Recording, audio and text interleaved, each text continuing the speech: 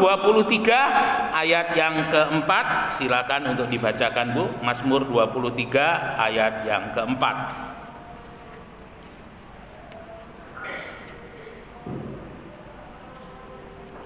Mazmur 23 ayat yang keempat, demikian firman Tuhan. Sekalipun aku berjalan dalam lembah kekelaman, aku tidak takut bahaya, sebab Engkau besertaku. Gadamu dan bekatmu itulah yang menghibur aku. Ya, terima kasih.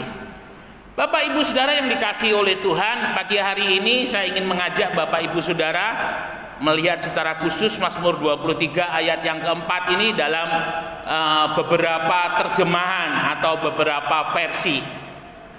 Kita orang Kristen punya Alkitab Perjanjian Lama 39 kitab itu dalam bahasa Ibrani, ya, bahasa asli daripada Alkitab Perjanjian Lama.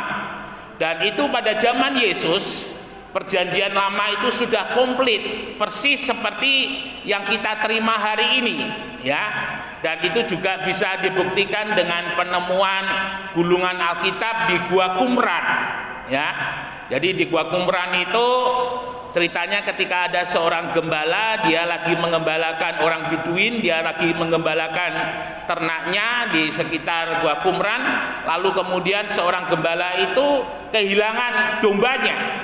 Dan untuk mencari dia panggil-panggil dombanya, lalu dia lempar batu dalam gua itu, dan rupanya ketika dia lempar dia terdengar seperti pecahan ini ya, guci begitu. Lalu kemudian dia lihat, dia temukan ada gulungan kitab, lalu kemudian ceritanya panjang sampai akhirnya gulungan kitab itu dijual di pasar loak. Akhirnya diketemukan oleh seorang yang memang ahli begitu, dan pada waktu itu akhirnya tempat itu di Qumran dikunjungi dan akhirnya gulungan-gulungan itu ditemukan. Nah, yang menarik Bapak Ibu Saudara, dari sini kita bisa mendapat satu kesimpulan, kalau sebuah kisah itu tidak ada bukti arkeologi, itu adalah dongeng. Sehebat apapun kisah itu, kalau tidak ada bukti arkeologi, maka itu adalah dongeng. Dan di sini kita bisa membuktikan bahwa Alkitab itu bukan dongeng, tetapi memang sesuatu hal yang nyata, sesuatu hal yang ada, sesuatu hal yang real. Sebelum kitab-kitab itu ditemukan di Gua Qumran, seperti yang saya sampaikan beberapa minggu yang lalu, kelompok historis kritisisme, orang-orang yang mau mempercaya kepada Alkitab kalau ada bukti sejarah, membuktikan bahwa Alkitab secara sejarah itu sangat dikuatkan. Saudara bisa bayangkan, di Gua Qumran itu dia ada di sana kurang lebih ya setelah Tuhan Yesus, atau pada saat gereja mula-mula, ya. Gulungan-gulungan kitab itu disembunyikan, mungkin salah satunya supaya tidak dihancurkan oleh orang-orang Romawi. Dan itu ditemukan sekitar tahun 1940 sekian. Jadi jangka waktunya itu ratusan tahun. Ada sebagian orang yang meragukan tentang keberadaan gulungan kitab, khususnya kitab Nabi Yesaya. Tetapi dengan diketemukannya gulungan kitab itu membuktikan bahwa Alkitab itu bukan dongeng, tetapi sesuatu hal yang nyata. Lalu kemudian yang kedua ada kelompok high criticism. Itu kelompok ini kritik tinggi. Jadi artinya mereka hanya mau terima Alkitab kalau bisa masuk di akal, ya. Tetapi kita boleh melihat bahwa apa yang dikatakan oleh Alkitab, salah satunya adalah sejarah daripada bangsa Israel. Kita tahu bahwa tahun 70 ketika Romawi di bawah pimpinan Jenderal Titus menghancurkan Yerusalem, maka peta Israel itu hilang, ya. Dan akhirnya perjalanan waktu, ada orang-orang Palestina yang masih tinggal di sana, lalu kemudian ada perang salib, lalu kemudian tahun 1948 atau 49 Israel merdeka dan nama Israel itu muncul lagi. Artinya apa? Artinya ketika firman Allah mengatakan bahwa kerajaan Daud itu ada sampai selama-lamanya, dengan kehadiran Israel yang sudah ratusan tahun hilang kemudian dihidupkan lagi oleh Tuhan sekitar tahun 1949 kurang lebih, maka di sana membuktikan bahwa firman Allah itu iya dan hidup, dan itu menjadi sebuah kebanggaan. Beberapa hari yang lalu saya di YouTube lagi nonton pekabaran Injil masuk di tanah Batak. Jadi rupanya di sana ada orang Batak yang pertama yang dibaptis, ya, dari kesaksian itu beliau adalah seorang dukun, lalu kemudian percaya kepada Tuhan. Itu sekitar tahun 1800. Jadi antara tahun 1700 1800 itu di tanah Batak sudah ada orang Kristen yang dibaptis. Lalu dengan perjalanan waktu mulai dilakukan terjemahan Alkitab, ya, dari bahasa aslinya kepada bahasa Batak. Nah, Bapak Ibu Saudara, salah satu terjemahan Alkitab yang paling tua itu adalah King James Version. King James Version itu adalah terjemahan Alkitab yang pada waktu itu Inggris menguasai dunia. Itu sebagai terjemahan raja-raja. Jadi intinya pada waktu itu yang boleh membaca Alkitab ini hanya kelompok-kelompok elit, kaum-kaum bangsawan. Sehingga suatu saat kalau tidak salah Tyndale, dia dari rakyat yang biasa, dia mencoba menerjemahkan Alkitab dengan terjemahannya dia, itu dihukum mati Tyndale itu karena menerjemahkan Alkitab yang selain daripada King James Version. Jadi saudara bisa memperhatikan di sini bahwa tugas menerjemahkan Alkitab itu adalah sebuah tugas yang luar biasa. Bahkan sampai nyawa pun dipertaruhkan untuk adanya sebuah terjemahan Alkitab. Sehingga hari ini jika Bapak Ibu punya Alkitab yang dimiliki, itu oleh karena anugerah Tuhan. Karena di dalam misi kontekstual itu adalah menyampaikan Injil sesuai dengan budaya, salah satunya dengan bahasa. Itu adalah sebuah pekerjaan yang tidak mudah. Hari ini Alkitab adalah buku yang paling banyak diterjemahkan di dalam bahasa-bahasa yang ada di dunia ini. Mungkin ratusan, mungkin bisa jadi ribuan di suku-suku tertentu yang ada terjemahannya. Sehingga itu menjadi sebuah anugerah jika hari ini kita bisa mempunyai Alkitab dalam bahasa Indonesia.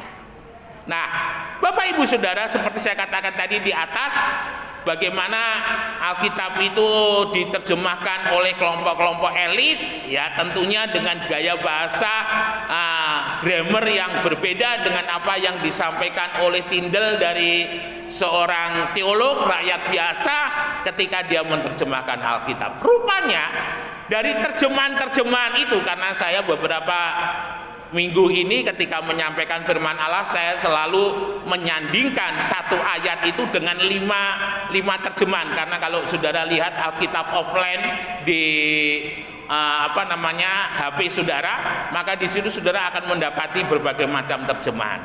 Dan saya melihat terjemahan-terjemahan itu satu dengan yang lain itu ada penekanan-penekanan. Jadi saya meyakini bahwa ketika mereka menerjemahkan, situasi yang ada pada saat mereka menulis, apakah itu politik, apakah itu sosial, apakah itu budaya, ikut mempengaruhi. Karena kalau saudara bisa memahami, setelah Martin Luther menuliskan dalil di Jerman, di gereja di Jerman yang menentang Roma Katolik, maka sejak saat itu terjadi pertentangan antara Roma dengan pengikutnya Martin Luther atau yang dikenal dengan Protestan. Dan itu di Eropa itu terjadi peperangan yang luar biasa. Nah, saudara-saudara, dan pagi hari ini saya ingin mengajak saudara untuk melihat daripada Mazmur 23 ayat yang keempat ini dalam berbagai terjemahan. Yang pertama dari terjemahan baru yang sudah dibacakan tadi dikatakan, sekalipun aku berjalan dalam lembah kekelaman, aku tidak takut bahaya, sebab engkau besertaku, gadamu dan tongkatmu itulah yang menghibur aku. Dalam kamus bahasa Indonesia, lembah itu adalah tanah yang rendah yang ada di bawah kaki gunung. Ya, jadi ada gunung lalu ini di tempat yang rendah. Dan lembah di sini juga berbicara mengenai situasi dan kondisi yang sulit, ya, karena dikatakan lembah kekelaman. Kelam itu artinya gelap, suram. Nah, Bapak Ibu Saudara yang dikasihi oleh Tuhan, kita mengingat di dalam 1 Samuel 36 sampai 9, tidak usah dibacakan. Ayat yang ke-6b di sana dikatakan, tetapi Daud menguatkan kepercayaannya kepada Tuhan Allahnya. Jadi ketika Daud dikejar oleh Saul, ya, Daud pengikutnya itu ternyata ada banyak daripada orang Siklak. Dan oleh Daud mereka diajak untuk bergabung dengan Filistin, ya, dengan Akis. Nah, ketika Akis memperkenalkan Daud dan tentaranya dan rombongannya kepada raja Filistin yang lain, mereka ditolak. Singkat ceritanya mereka ditolak dan akhirnya Daud kembali ke Siklak. Di sana ada istrinya, ada keluarga daripada orang-orang yang ikut dengan Daud. Nah, setelah mereka ditolak oleh raja-raja Filistin, ya, sebagai mungkin kalau boleh saya katakan, Daud mencoba untuk mencari perlindungan begitu dari kejaran dari Saul. Ketika dia dikejar Saul, kemudian bergabung dengan Filistin. Tetapi ketika mereka ditolak oleh raja-raja Filistin selain daripada Akis, Daud kembali ke Siklak. Nah, Bapak Ibu Saudara, ketika Daud kembali di Siklak, Siklak sudah dihancurkan oleh Amalek. Singkat cerita, orang-orang yang ikut Daud itu marah karena istrinya dibawa, harta bendanya dibawa, kotanya dibakar. Saudara bisa bayangkan, Daud ditolak oleh raja Filistin untuk gabung, sementara ketika kembali di Siklak, dia harus menghadapi kenyataan istrinya, anaknya, keluarganya dibawa, dan dia nyaris dilempari batu oleh orang-orang yang baru mengikutinya. Bapak Ibu yang dikasihi oleh Tuhan, kalau boleh saya gambarkan, Daud mencoba mencari perlindungan di Filistin, dia tidak jadi, ditolak, dan ketika kembali dia mau dilempari batu. Itu kondisi yang boleh saya katakan dikatakan di dalam terjemahan yang baru sebagai lembah kekelaman. Jadi posisi Daud pada saat itu boleh dikatakan sudah tidak dihargai lagi oleh orang-orang Siklak. Mereka tidak mau menganggap Daud sebagai pemimpin karena Daud sudah salah langkah dengan mengajak orang Siklak bergabung dengan Filistin, tetapi ditolak, dan ketika mereka pulang kembali ke Siklak, istri anak-anak mereka dibawa oleh orang-orang Amalek. Saudara yang dikasihi oleh Tuhan, apa yang dilakukan oleh Daud ketika dia berada di dalam lembah kekelaman? Ayat yang ke-6b pasal 31 Samuel, tetapi Daud menguatkan kepercayaannya kepada Tuhan. Dengan kata lain, Daud membangkitkan imannya kepada Tuhan. Daud lebih sungguh-sungguh kepada Tuhan untuk Tuhan boleh menyatakan pertolongannya. Singkat cerita, setelah Daud menguatkan imannya, menenangkan dirinya dan menguatkan imannya, Daud berdoa. Lalu di imam itu ada namanya baju efod, ya.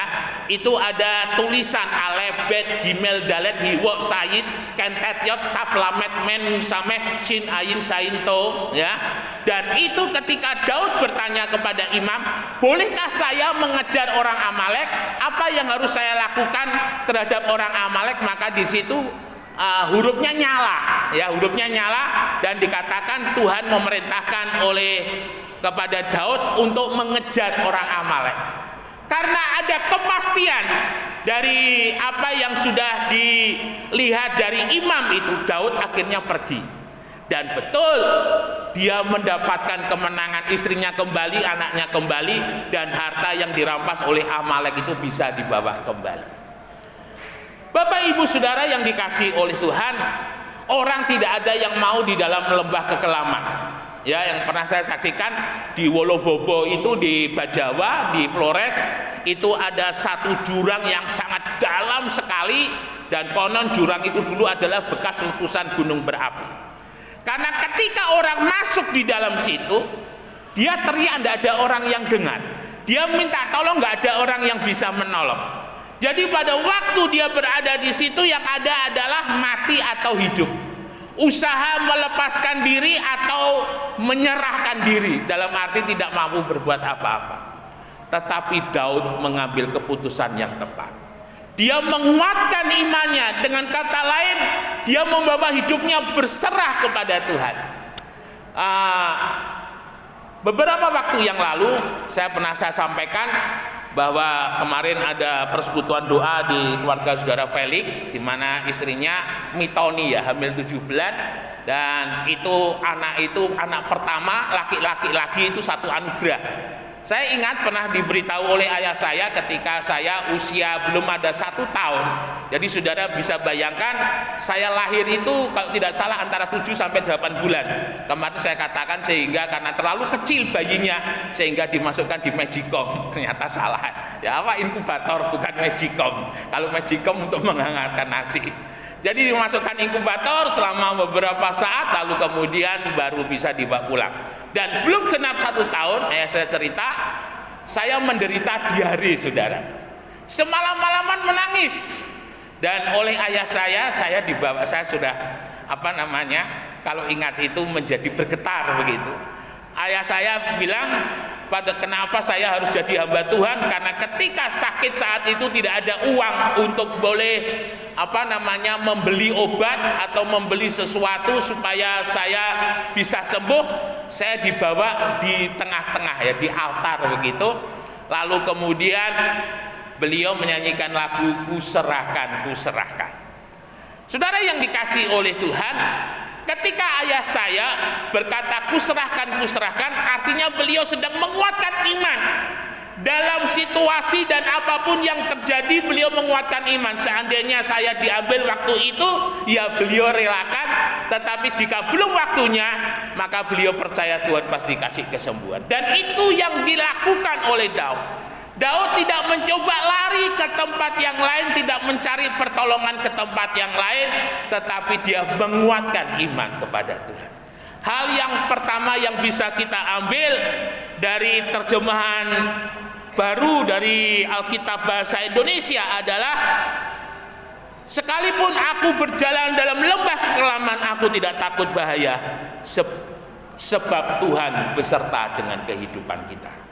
Nah, sekarang yang kedua, dalam terjemahan firman Allah yang hidup, FAYH ya, kalau di di HP saudara, di sana dikatakan, walaupun aku berjalan melalui lembah maut yang gelap, aku tidak akan takut, karena Engkau menyertai aku untuk menjaga dan membimbing aku sepanjang jalan. Saudara perhatikan dengan baik, berjalan melalui lembah maut yang gelap. Lembah maut itu artinya lembah kematian. Ya. Gelap, sudah ada dalam lembah kematian, gelap lagi. Ini situasi yang lebih sulit lagi kalau bisa saya katakan. Kadang kita menginginkan supaya peristiwa yang buruk itu tidak menimpa, tidak terjadi di dalam kehidupan kita, ya. Tetapi kadang rencana Tuhan bukan rencana kita. Ketika Tuhan Yesus diberitahu oleh utusan Marta dan Maria bahwa Lazarus yang sudah dianggap saudara oleh Tuhan itu sakit keras, ternyata Tuhan tidak bergegas untuk ke tempat Lazarus. Tuhan rupanya tahu, dan Tuhan memang punya rencana yang orang lain tidak tahu, bahwa Tuhan memang mengizinkan Lazarus untuk mati, dengan kata lain. Ya. Mengapa demikian? Karena Tuhan tidak bergegas.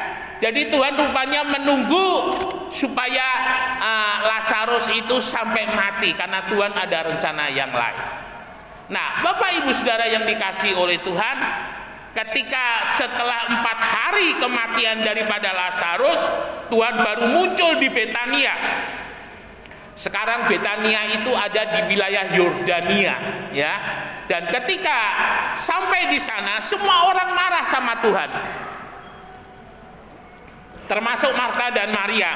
Mungkin dalam bahasa yang sederhana, Tuhan kok kebangetan orang yang Tuhan sebut sebagai hoping sianghu, ya, sebagai saudara sendiri. Ketika sakit Tuhan tidak tolong, orang lain Tuhan tolong, tetapi mengapa Lazarus Tuhan tidak tolong? Semua orang marah, termasuk Marta dan Maria. Dan firman Tuhan mengatakan bahwa hatinya Tuhan pada waktu itu ketika melihat keluh kesahnya Marta dan Maria karena ditinggal oleh Lazarus, masgul ya. Jadi intinya itu nyaris hampir nangis begitu. Tetapi Tuhan katakan, antar aku ke kuburan daripada Lazarus. Orang sudah menghina ketika Tuhan katakan antar aku ke kubur Lazarus. Orang mengatakan, percuma Tuhan, Lazarus sudah 4 hari mati, sudah tidak bisa apa-apa, mungkin sudah busuk begitu kira-kira. Tetapi Tuhan tetap pergi dan Tuhan katakan membuat orang lebih tercengang lagi. Karena yang Tuhan perbuat itu adalah sesuatu hal yang tidak pernah kita pikirkan, tetapi yang pasti selalu membuat kita tercengang. Ya, seperti istilah daripada mana, itu tidak ada istilah mana. Sebenarnya istilah mana itu adalah istilah kagum begitu ya, melihat ada butiran-butiran putih yang turun dari surga yang bisa dimakan. Dan ketika Tuhan sampai kepada kubur daripada Lazarus, Tuhan katakan, buka pintunya.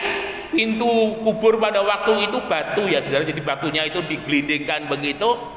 Dan dari luar Tuhan berteriak, Lazarus, Lazarus, Lazarus, bangkitlah. Dan kemudian Lazarus keluar. Setelah Lazarus keluar, karena dia pakai dikafani ya, maka kain kafannya itu dilepas dan Lazarus hidup. Semua orang ketika melihat hal itu mereka menjadi takjub. Dan ini adalah salah satu bukti keilahian daripada Tuhan Yesus.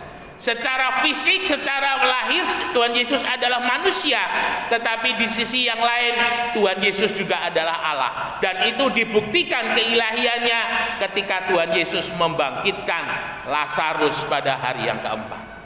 Bapak Ibu Saudara yang dikasihi oleh Tuhan, ketika orang melihat apa yang dilakukan oleh Tuhan, mereka mempermuliakan nama Tuhan.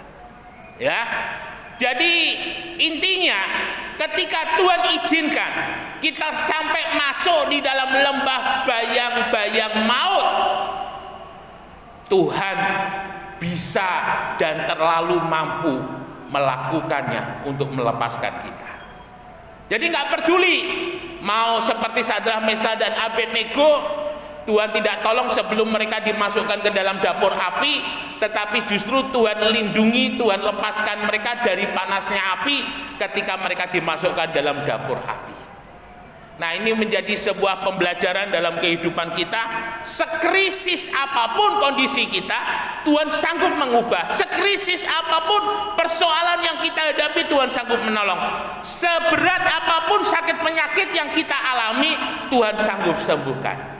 Yang Tuhan mau adalah iman di dalam hatimu. Orang percaya kalau sudah nggak ada iman, dia sudah nggak ada harapan. Harapan daripada orang percaya dalam segala situasi dan kondisi ketika dia mempunyai iman. Karena ketika dia mempunyai iman artinya dia berada dalam genggaman tangannya Tuhan. Dan kalau berada di dalam genggaman tangannya Tuhan, nothing impossible. Tidak ada yang mustahil yang tidak mungkin Tuhan bisa lakukan.